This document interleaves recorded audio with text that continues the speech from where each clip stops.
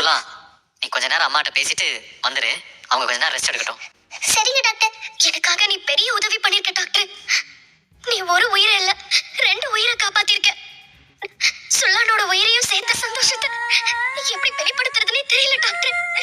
ஏய் சிந்து, சிந்துக்கு பாரு. என்ன நீ சின்ன பிள்ளை மாதிரி அழுதுகிட்டு கண்ணத்தோட அழாத. என்னைய ரூம்ல வச்சு லாக் பண்றியா? இனிமேல் தான் நான் யாருன்னு நீ பார்க்க போற. சேர்மன் சார், இனிமே தான் நான் யாருங்கிறத நீங்க பாப்பீங்க. சுல்லானோட அம்மாவுக்கு சர்ஜரி நல்லபடியா முடிஞ்சிருச்சு. இனிமே அவங்களுக்கு எந்த பிரச்சனையும் வராது. அவங்க சர்ஜரிக்கு என்ன பில்லோ அதை நான் செட்டில் பண்றேன்.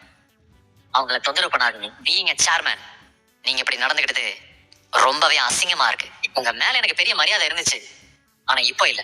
நீ வா சிந்து, அவ என்ன பண்றான்னு நானும் பாக்குறேன். அம்மா, இன்னைக்கு விவசாயிகள் மாநாடு இருக்கு. நான் திருச்சி வரைக்கும் போறேமா? சரிப்பா, நல்லபடியா போயிட்டு வா. சரிம்மா. அப்புறம் அம்மா, பைரவியும் கூட வரேன்னு சொல்லியிருக்கா. நான் அவளையும் கூட்டு போட்டுமாமா? என்னது, பைரவி வரேன்னு சொன்னாளா? ஆமாமா, அவளே தான் வரட்டான்னு கேட்டா.